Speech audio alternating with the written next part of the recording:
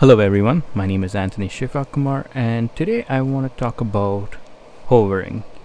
Now what I'm about to explain to you today is basically an introduction on how to make a rotorcraft hover. There are four directions in which a rotorcraft can basically move. It can go up, down, left and right, and it can hover. Basically it can stay stationary at one single point, which is different from say a fixed wing aircraft like an aeroplane that cannot really hover. It always has to be in motion. And in this sequence of videos, in the previous video I spoke a little bit about creating a mathematical model of a quadcopter, and this is a little bit more into the details as to how do you design a propeller, how does a propeller design affect the aerodynamics of the quadcopter or any rotorcraft for that matter. By no means this is an in-depth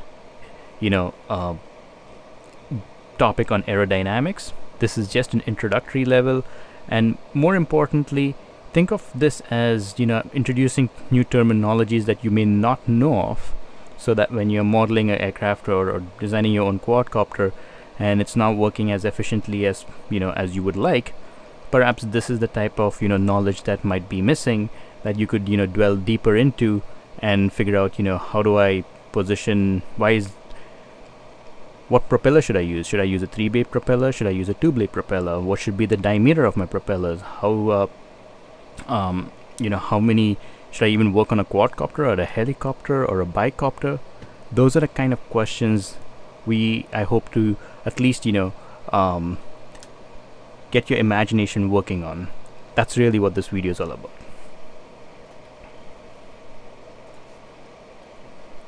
So let's get started. So the questions that we really want to answer in this particular video is, what makes the quadcopter hover? What if I have the motor spinning but there's no propellers? Of course it's not going to rotate, it's not going to fly at all. So how so the propellers really make a huge impact on the quadcopter. So you could do all this mathematical model, but many of these mathematical models doesn't really account for the aerodynamics of the propeller. You make an assumption as to that if you put a propeller, then all of these things work. But it's really not based on the actual customization of your real product that we really want to dwell into in this particular video. And as I mentioned, what should be the size of your propeller blade? What effect it might have? How many blades do we need? How fast should the blades rotate to generate thrust? And how much thrust do you need to generate in order for your aircraft to hover? And at the end, how efficient are your airfoils or the section of your blade? We won't really cover more about the sections of the blade or the propeller in this particular video, but subsequent videos will really start to unravel a little bit more of the onion skin and go deeper into the aerodynamics aspects of a rotorcraft. So what kind of mathematics will help us answer these questions? This is what this video is all about. There are three basic ideas in which you can leverage, mathematical tools that you can leverage at least at an introductory level, in order for you to understand how can I answer the questions of that I had in the previous slide, which is, one is called momentum theory, which we'll really go really touch a little bit more into the details of how it works. Blade element theory, and a combination of both, which is called the blade element momentum theory. Now momentum theory is a very simplistic way of us to model the rotor dynamics without getting too much into the internal customizations of it. What I mean by that, you're really just looking at this high level rotor as this disk, and you're trying to model everything based on certain laws of Newton's laws of like conservation of momentum, conservation of mass, conservation of energy. You're just using the basic physics, first principle physics, to model a rotor, how the rotor might behave in a very specific, in a very generalized setting actually. And that really can be very accurate if you plug in certain constants based on if you take some data and you plug in some constants and you apply it to those equations, you can get very accurate readings from just momentum theory. The second aspect is the blade element theory. That goes really into the detail as of how you design your airfoil, the cross section of your blades, and it goes very much into the details of how you're designing the blade itself. Whereas momentum theory takes, a very high level approach of, that your rotor is spinning, and when it spins it's like a disc, and let's, focus on what are the physics behind when a disc is, rotating, or a fan is rotating. It comes from, that kind of a high level concept, so it makes the math a little bit more easier or intuitive, so that you can grasp certain physics of, how the air might work or revolve, or work in that environment. And then you have a combination of this high level physics versus, the very intricate, how do you model the blades, from each section, and if there's a so and so distance from the center, what should be the angle of attack, and all those little details will be the blade element theory. So when you combine both, you'll get a more detailed understanding of, how do you model your propeller. So in this video, we'll mostly focus on the momentum theory aspect of making your rotorcraft hover. So what exactly is momentum theory? It is a theory that describes the flow field around a rotor and hover. As I mentioned, it's basically, taking this rotor disc, and you're basically modeling how, air flows through that rotor disc. And it is based on certain conservation of momentum, of mass, of energy. It's based on, just the laws of conservation of energy in some shape or form.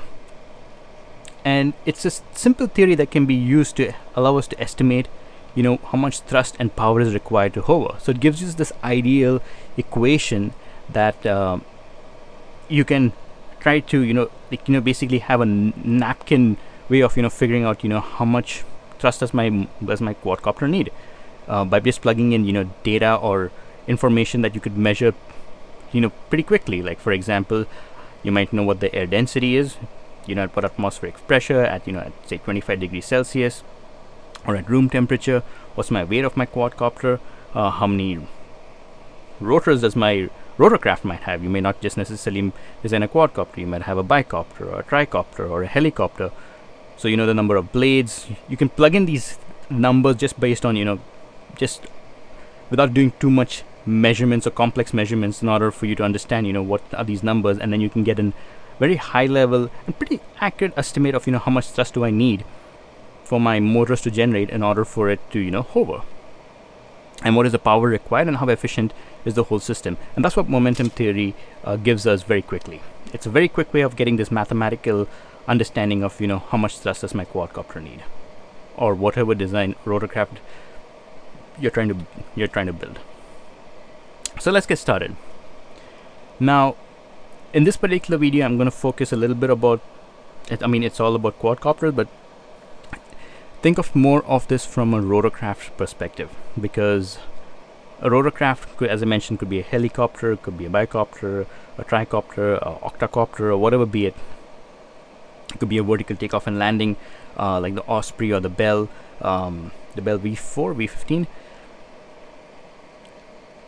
We're just going to take one section of this quadcopter. So this next slide is basically going to show you how we're going to basically understand how to model the hover from the blade or momentum theory perspective. So this whole video, this is where I say, we need to define some definitions so we're all on the same page. So I'm going to focus just on this one particular video section over here. So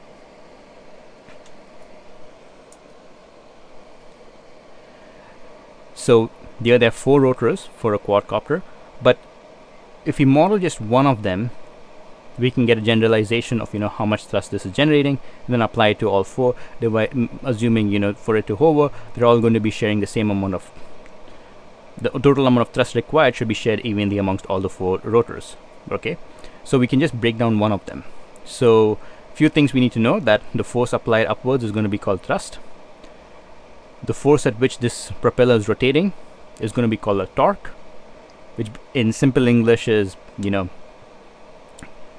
how easy it is for you to stop the blades. If you just put your finger in between, will the blade stop, or will it, or if it has so much force that it will chop your finger, kind of a thing.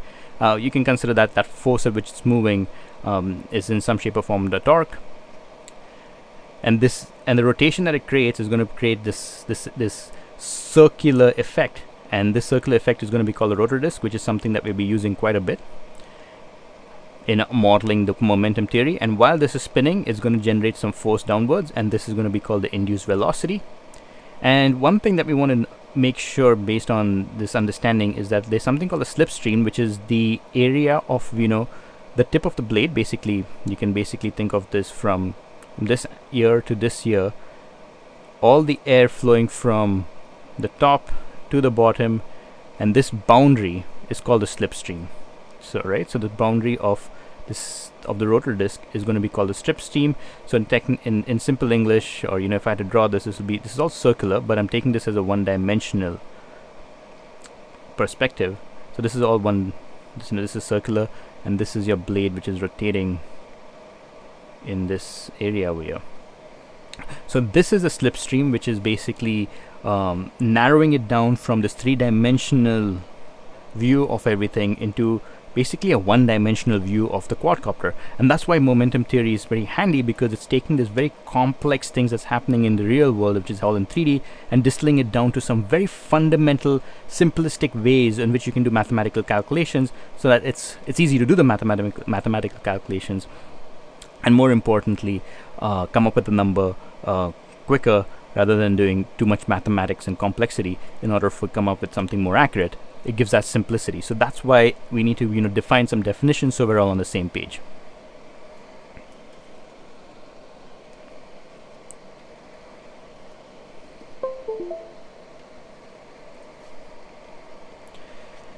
So in reality, the world is very complex. There are so many variables, there's so many things. So one of the things is the flow is unsteady. So for example, the air, you know, is flowing at different, you know, speeds. It is in 3D, the air can flow from top to bottom, bottom to top, left to right. It's flowing, you know, in three-dimensional. The flow can be compressible. You know, you can compress it based on the density. The flow is viscous, which in the sense that it's basically friction between two solids is called, you know, you call that friction. In air or in any fluids, if there's any friction between, you know, between one layer of air or one layer of any fluid, we call that the viscous effect. In the sense, it's basically frictions between two fluids. And air, you know, we're basically saying that there is of course, in reality, there's always going to be friction between the air in different layers. And you know, there's going to be tip vortices, and then these blockage effects. We're not going to go more into details, but the whole idea is that in reality, there's so many things that are happening. But when we apply momentum theory, we're basically going to make things very, very simple. For example, one of the things we're going to say is the flow steady, which means the air is traveling at the same kind of velocity, or it's very uniform. It's one-dimensional. We're not going to take this three-dimensional overview of this whole thing. We're just going to focus on a one-dimensional aspect. One-dimensional as in, you know, we're going to take this disk and, you know, make this into a simple flat surface. These are your slipstream, and then we're going to study the whole idea of how air behaves across this propeller from a one-dimensional perspective, so that we keep the math simple. We try to make sure, or we try to make the assumption that flow is incompressible, which is the density is a constant. So the density across this whole slipstream area that we're going to calculate, you know, what's the thrust required, is going to be incompressible, and the flow is inviscid, which means there's no friction between the different layers of the fluid.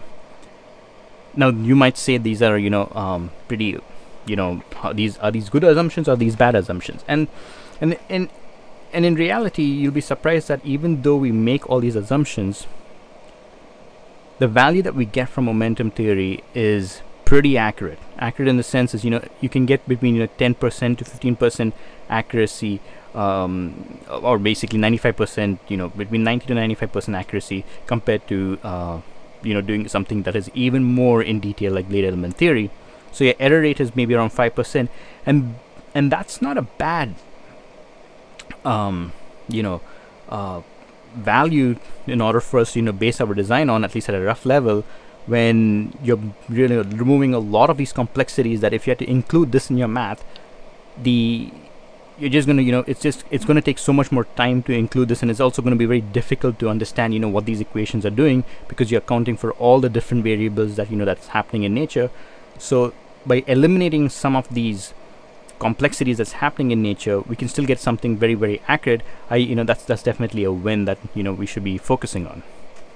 Because the speed of understanding and calculating how much power is required, how much stress is required, even though it may not be extremely accurate, but it's fairly accurate enough for us to to proceed with the design. And that's why we're going to go around with the first understanding momentum theory. So these are the assumptions that we're going to make.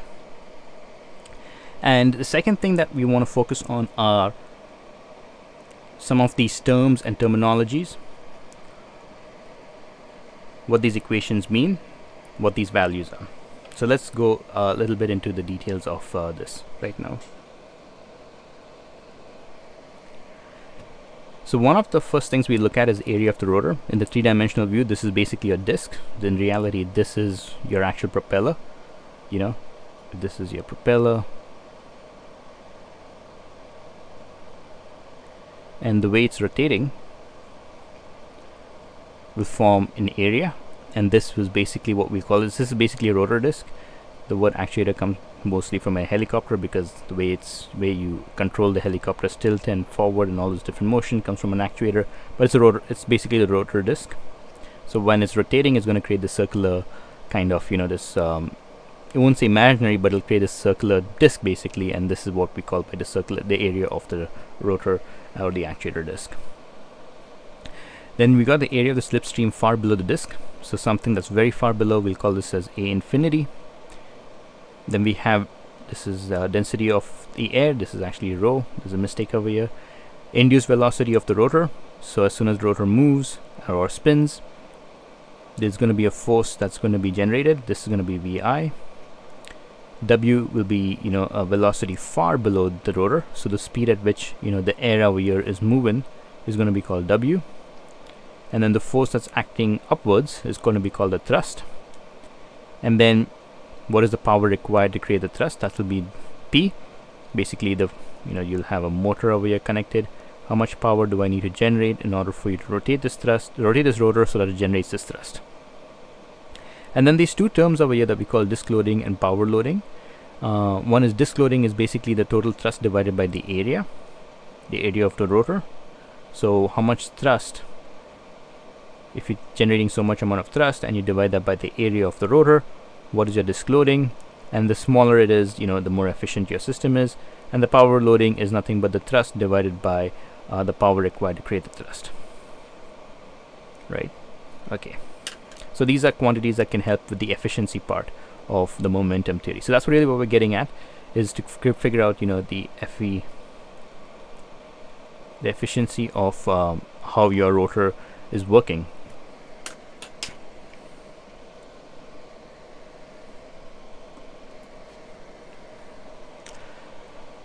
All right, so let's get more into the ideas and concepts of momentum theory.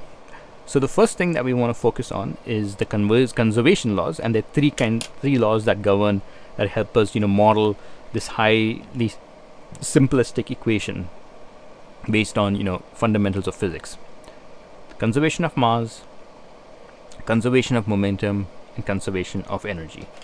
So we're going to go a little bit more into detail of the conservation of mass, but understanding this principle of mass, we can then deduce how momentum works and how energy works. So mass is density upon volume. Momentum is normally velocity multiplied by the mass, and energy is kinetic energy, which is half mv square. So those are the 101 physics 101 equations that you study.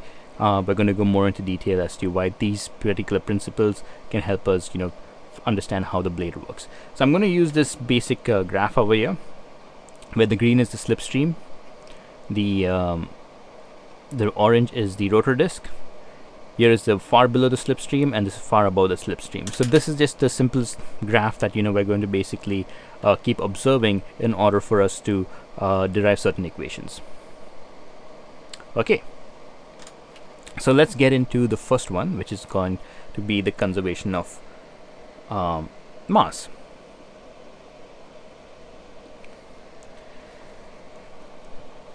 So let's make some assumptions out here. I won't say assumptions, but let's try to figure out, what's really happening in this graph. So one thing that to note is that, say you are this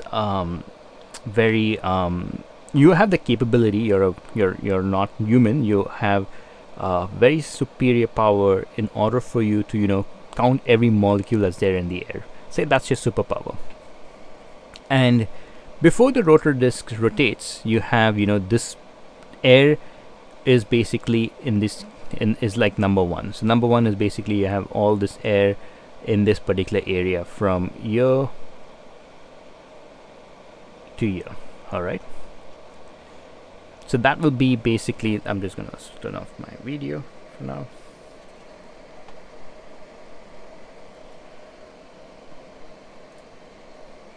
Okay. Gonna use this, and we'll call this volume 1. All right, volume 1, the area and the volume of air that is moving across this cross section, and we'll put these with these horizontal line. And you're going to move this air from t to t plus 1 or t plus 1 second or something of that sort, some time constant in the future, and that will be volume 2, or wherever the next volume of air is moving from point A to point B. And then you move to volume 2, which is basically after t plus 1, your air is moved from here to there. So this is going to be at just going to put this as t equals 1, and this is going to be at t equals 2. Okay, so the mass of the zone at t equals 1, mass is equals to density upon volume. So let me just basically put this over here. So we have here as density upon density. All right, and this one is the basically going to be the density into volume of this one, and multiplied by the volume of 2 and volume of 3. So okay, let me just make sure that we understand this. So this is going to be volume 1, this is going to be volume 2, and this is going to be volume 3. So this area, I'm just going to use a different marker. This is going to be volume 1, this cross hatch area is going to be volume 2, and this area over here is going to be volume 3. All right, so in the first one we have volume of 1. I'm just going to basically go over here and use this one. Okay, so the first time you'll have volume of 1 and volume of 2, and you'll have the density over here. All right, the density of air. After t plus 1, you will have volume of 2, which is this part, the crosshatch region, and volume of 3. So the air has moved basically from this section, like from this section right all over here. Just give me a minute.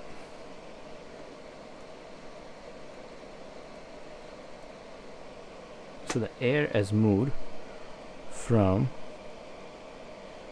this area to this area, or this from this distance to say this distance, and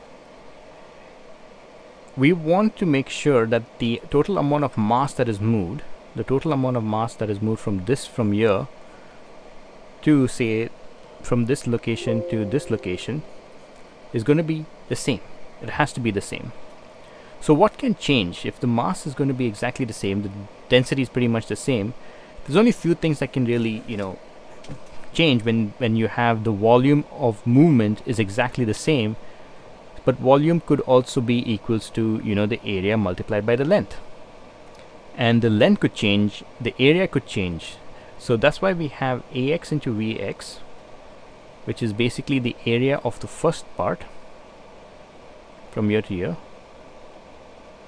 must be equal to the area of and the volume of the second part. And the length is equals to, you can basically get distance is equals to, speed divided by time. And so if the velocity over here, if you know the velocity of the x part and the y part, you can calculate the distance. So all this is basically saying is that the area into this velocity, that the speed at which the molecules are moving below the slipstream or below the rotor disk, must be equals to the area multiplied by speed of the air moving above the slipstream or above the rotor disk.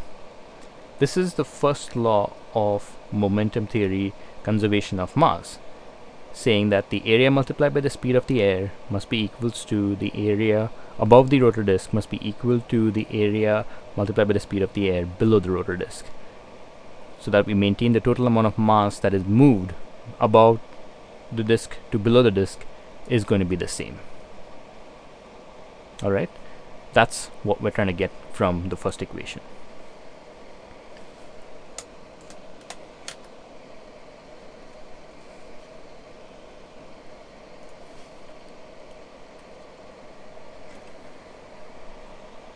And we're just going to call these two things station 1, station 2, station 3. So the rotation of the flow at station 2 is going to be the density of the air multiplied by the area of the quadcopter multiplied by the induced velocity.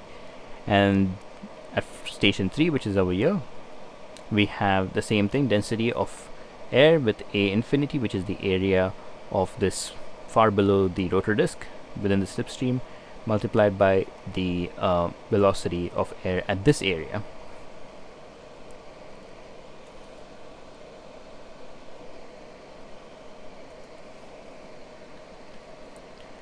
And what we come up with is momentum is equal, and what we'll come up with is basically that this equation that we had over here will be your first equation that we will want to basically capture in our mind. That the area, this is based on conservation of mass, and this is very important. And when we basically come to this aspect of the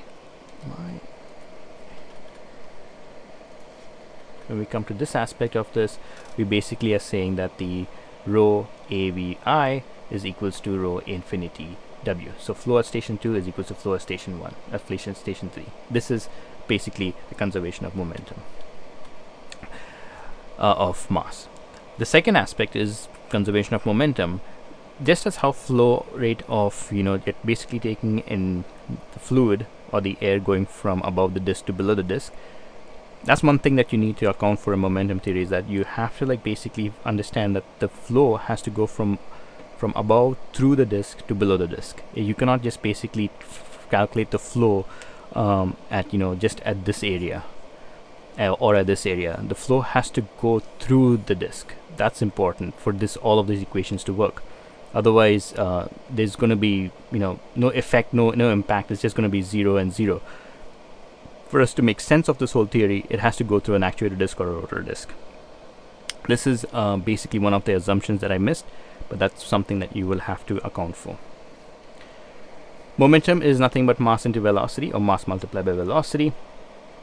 And since we have right over here, we can say that the flow at station 2 is equals to 0. Say at this particular time, the area or the flow at this particular instance, there is not much flow, so we can consider this as 0. And then the flow at station 3, which is far below the disk, is equals to the density of air, the area at this location infinity, the speed of air at this instance is W, and that's the mass, which we basically calculated in the previous slide. This is basically over here. And then the speed at this particular location is W, so we have rho A infinity omega square. Now Newton's laws of motion, basically Newton's second law of motion, is basically saying that for mass is equals to mass into acceleration is equals to force, and we're generating some thrust. And the thrust is basically this minus the thrust of the previous set from an initial state to the final state. And the Newton's third law basically says to every action there's an opposite and equal reaction. So if you're creating a thrust, that means that same thrust is going to basically create a force on the air. So the force on the air is equal to the thrust, So in simple English, we come up with the second equation, that thrust is equals to the density of air A infinity omega square, which is nothing but conservation of momentum of mass multiplied by the speed, or the speed of air. So it's basically mass into speed of air. That's the second equation, that momentum is mass into velocity, and this mass into velocity is nothing but thrust over here. And the third equation that we have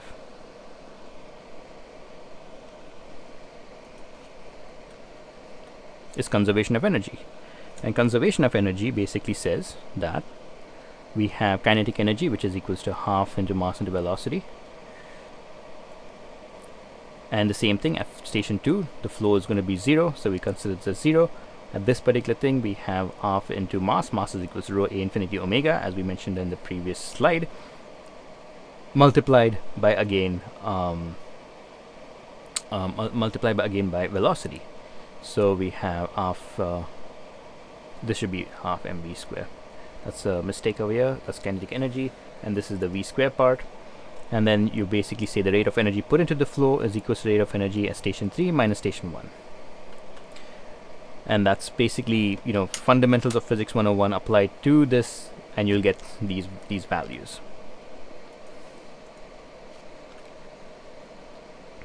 So let's basically, you know, understand what we just basically have studied. One is mass is equals to the area of the slipstream from A into Vi is equals to A infinity. That means the mass is always going to be the same. The flow of mass is going to be the same. The thrust is nothing but mass into the speed of air, and energy, which is equals to you know, the thrust into Vi is equals to half into rho into, which is basically the mass, half mv square. This is where this is the mass, and this is the omega square, which is the velocity of the air, you know, at a particular area below the rotor disc, and this is thrust into the induced velocity.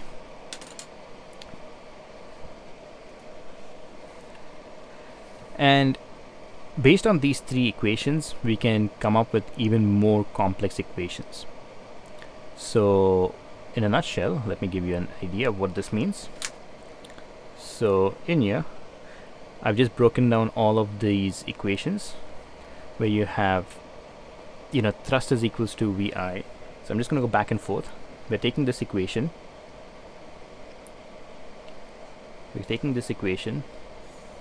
We know this is what thrust is.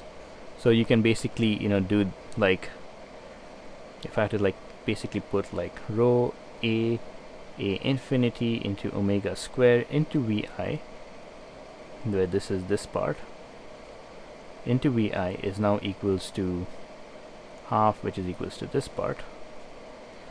And you basically do these mathematical manipulations, A infinity omega into omega square, and then you basically cancel off the rho A, rho infinity, and you keep doing these mathematical you know, manipulations. You will basically come up with 5 more equations basically, and these 5 more equations are basically, by plugging in one value into another value, we have that the speed of the air far below the disk is equals to 2 times the induced velocity.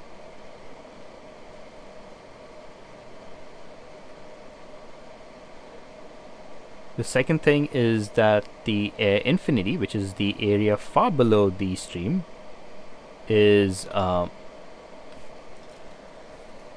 this A infinity, where you basically can have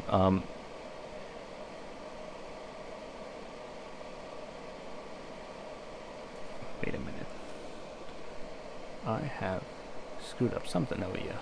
So A infinity over here is basically going to be AVI divided by 2Vi, and then you cancel this, you basically get 1 divided by 2.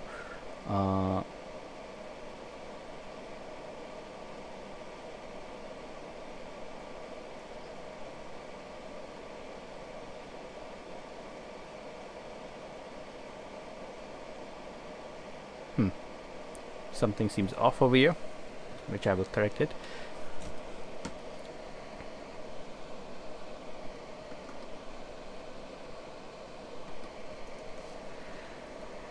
you have induced velocity. The second equation, just give me a minute, I'll have to look through what this equation means, but from there you can get induced velocity, and then you'll have something called as disk loading, and here you'll have something called as power loading.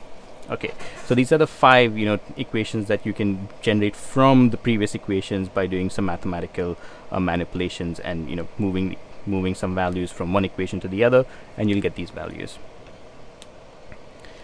And all of this information can tell us how efficient your rotor is. So disk loading is basically the measure of thrust divided by the area, how much thrust your rotor is generating divided by the area of the disk or of your rotorcraft. What is that velocity? And that will be your disk loading, and then from there you can calculate the amount of velocity that is induced when your rotor rotates. And then similarly, power is nothing but thrust raised to 3 by 2 divided by the square root of 2 into density of air into the area of the rotor disk. This is where your area is. So from here you can basically understand a little bit more deeper into how your rotorcraft can actually behave by these high-level equations. It's not too complex, to be honest. You can pretty much get these numbers by the way you design your rotorcraft, and then plug in this information, and you'll basically be able to figure out how your rotorcraft is behaving, which will be something that I'll be focusing on in the next video. So that's pretty much it in terms of what you can do with with momentum theory. Is that you can figure out just how efficient your rotorcraft is based on just some simple physics 101. Okay, I will have to clear my screen, and let's do some deeper analysis. So one of them is basically saying that omega is equal to 2 vi, which is equal to the induced velocities twice the velocity of the rotorcraft, velocity of the rotor. Area of the rotor is half the area of the actuator disk.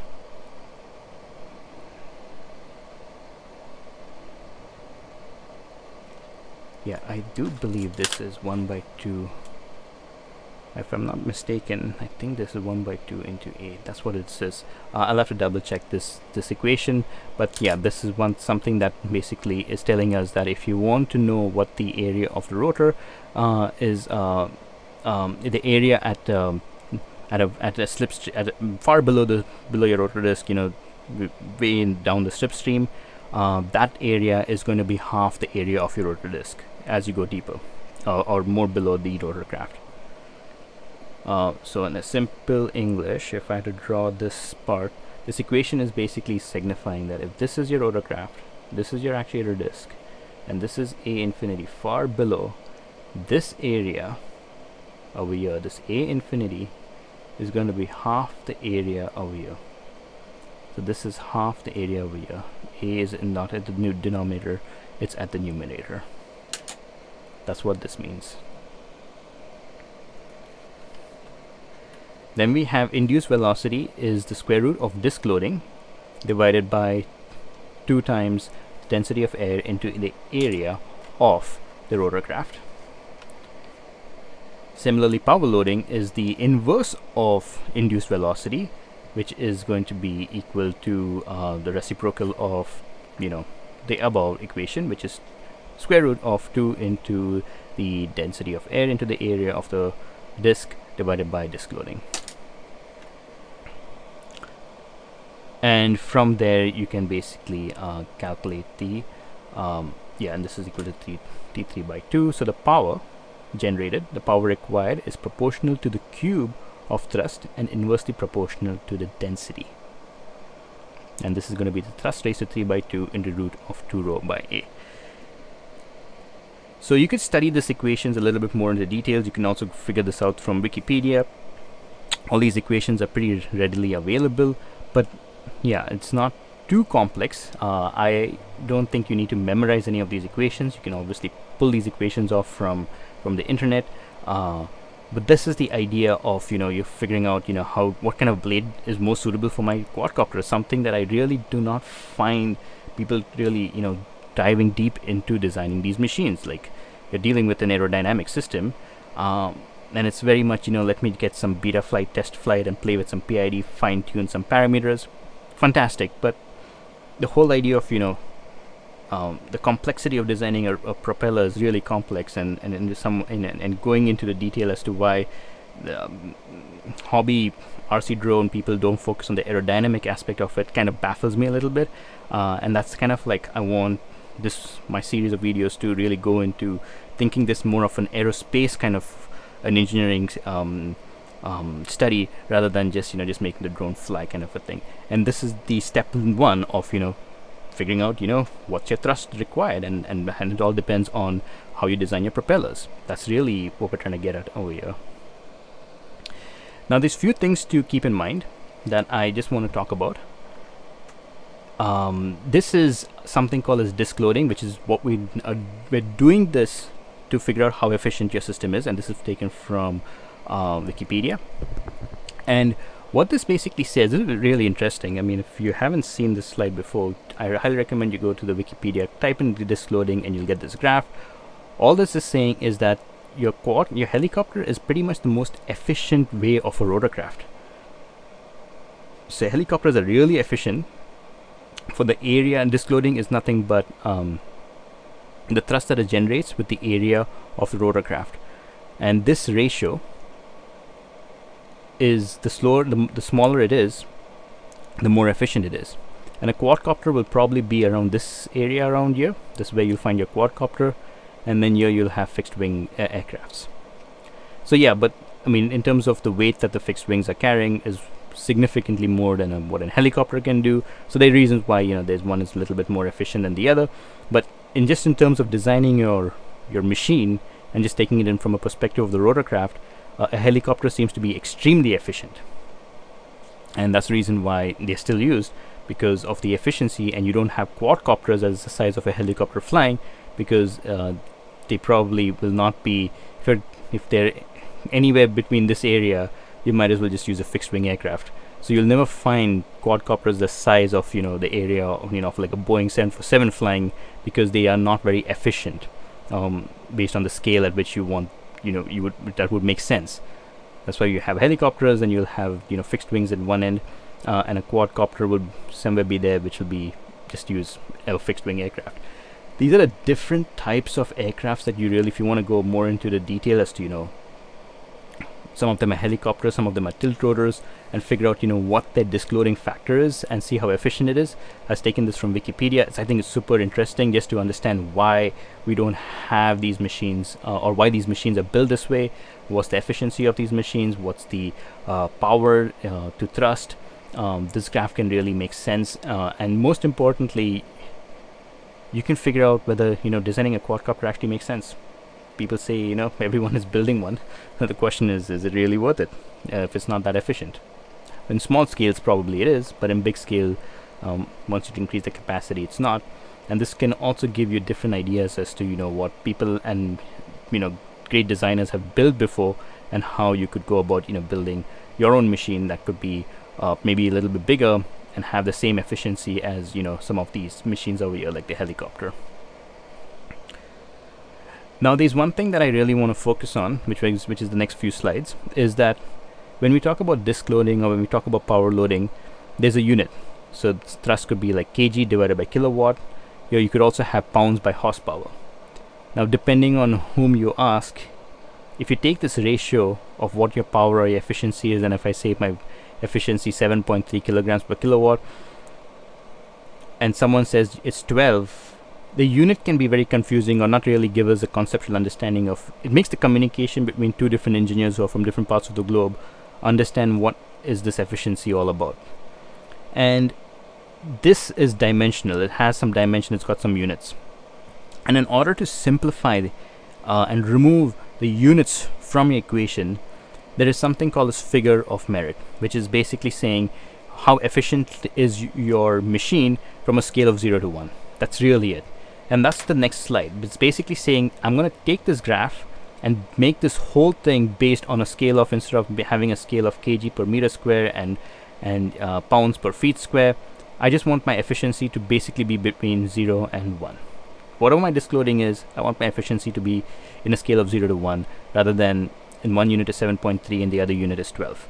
And that's where we come to figure of merit, which allows us to communicate better with different engineers, but there's also gives us a little bit more deeper insight into how efficient your quadcopter can be or your rotorcraft can be. So let's have a look at this.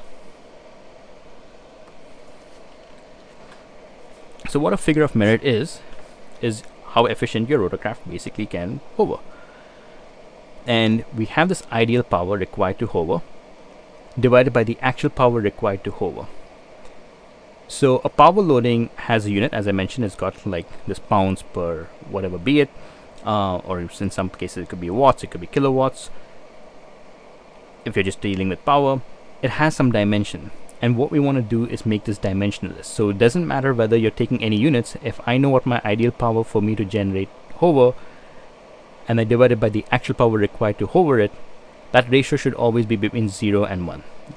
And what this equation also tells us is that, which is more interesting, is that your actual power required will have to be greater than the ideal power. This has to be greater than the ideal power.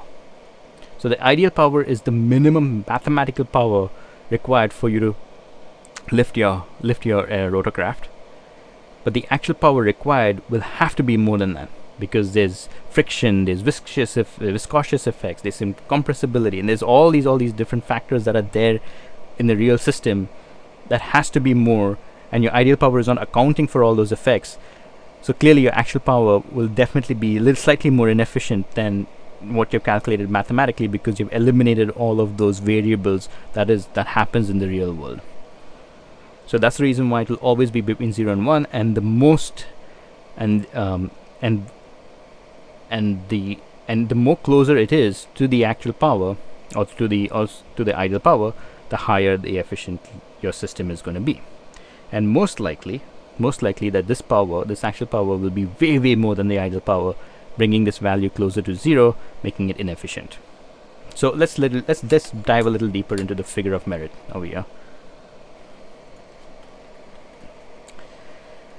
So what we have over here is power, and the power is the thrust required is, we have few equations over here. Let's little dive deep into this. So here we have the ideal power, and here we have the ideal power, and we have two units. We have K and we have PO. And what this is that there's going to be a multiplicating factor with your ideal power, and then there's going to be an additive thing that's going to happen to your power. So let me really explain what does this mean.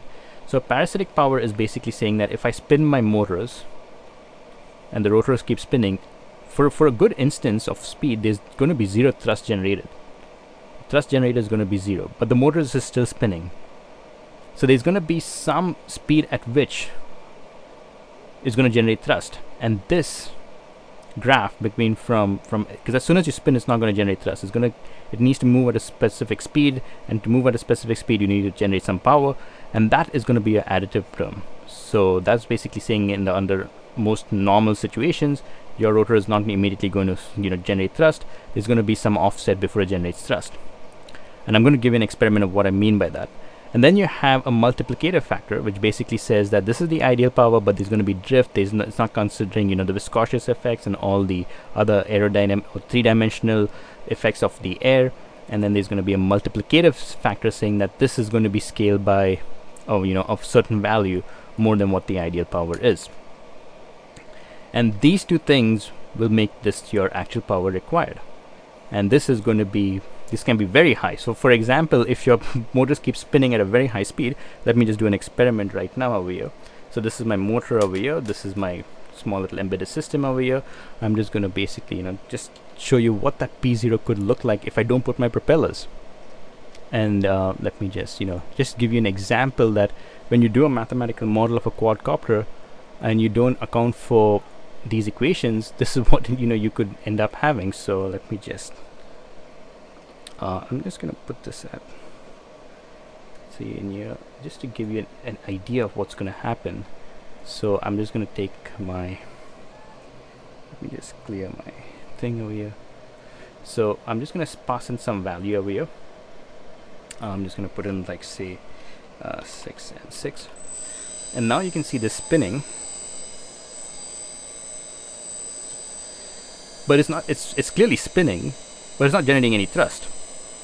How much ever I push this to the limit, it's not going to fly. So that's what this term basically means, that if something is not working, and I mean if your thing is not generating any thrust, so based on my equations over here, this P0 is going to be tremendously high.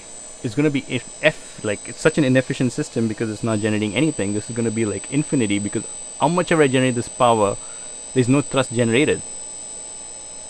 And this is going to make this denominator so high, say almost infinity, and 0 divided, or say this is a small number, divided by infinity is equal to 0. So your efficiency of this is going to be 0.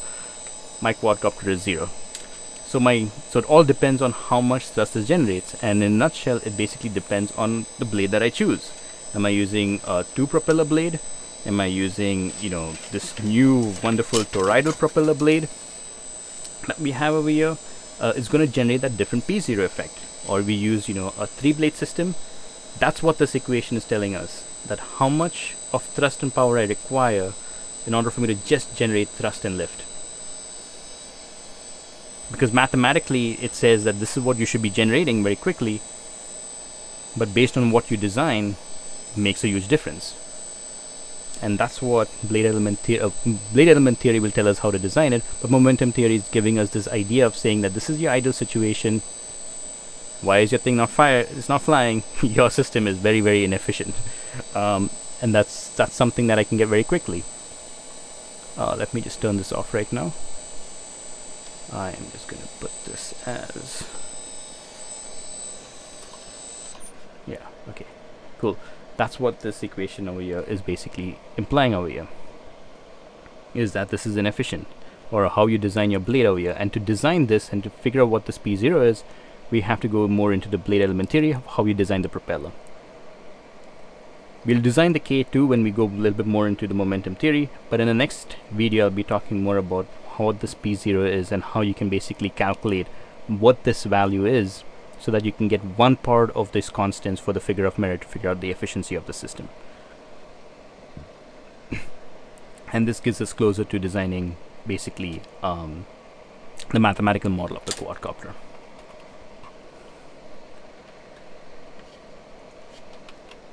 Now, figure of merit doesn't have any dimension, because you're basically taking the idle power to over to the ratio of the actual power.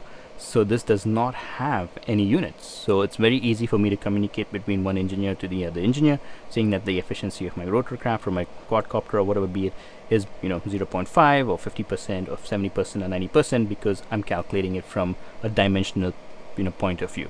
There are other things that also do not have dimensions, or you can basically make the non-dimensional version of it from an induced velocity. You could have, you know, lambda. You could have thrust into the thrust coefficient, power into the power coefficient, and create these dimensionless quantities. I'm not going to go deeper into these equations. You can search them out online, but at least in this video I won't go deeper. In the subsequent videos I will go deeper. So this is where we come to using momentum theory, is that it gives us the efficiency of this machine, and the efficiency of the machine basically corresponds to how you design your propellers and your rotorcraft and everything related to the aerodynamics of the system, which is generally not accounted for from a very hobby beta flight testing perspective. That's kind of like, I don't see that as much as I would like, and that's the perspective that I wanted to show you in this video. And these we're opening up a whole new science and physics of branch of physics over here. So let's get our feet wet. This is what this video is all about. Sources are mostly from Wikipedia. Highly recommend you checking out some of these links. You can just literally type in momentum theory, helicopter rotor, or disk loading, because a lot of these concepts come from a helicopter. And I think there's one takeaway that you can really come up with from this whole graph, or from this whole video, is to basically answer the question is, why don't we have a quadcopter flying the size of a jumbo Boeing 747, or or the size of a helicopter? Why does that not exist in reality? this is why it doesn't exist, because it's extremely inefficient, and if you're going to design something at that scale, most likely you just basically use, you know, an aeroplane, because it's not going to be worth designing a quadcopter at that energy, at that level. It's just have a helicopter might as well, or a tilt rotor. And we'll do some more mathematical equations next in the subsequent videos, but this is the foundation as to, you know, what will happen in my future videos. Until next time, I really hope you enjoyed this video, as there was a little bit more than I wanted to explain in this video. It's a little different. The concepts are slightly more advanced. Take some time to digest it, and most importantly, this is more like an introduction to certain, you know, vocabulary of new terms that you might want to use, or, you know, investigate even further as to, and you know, deepen your knowledge into this subject that can help you design better systems. All right, until next time, take care.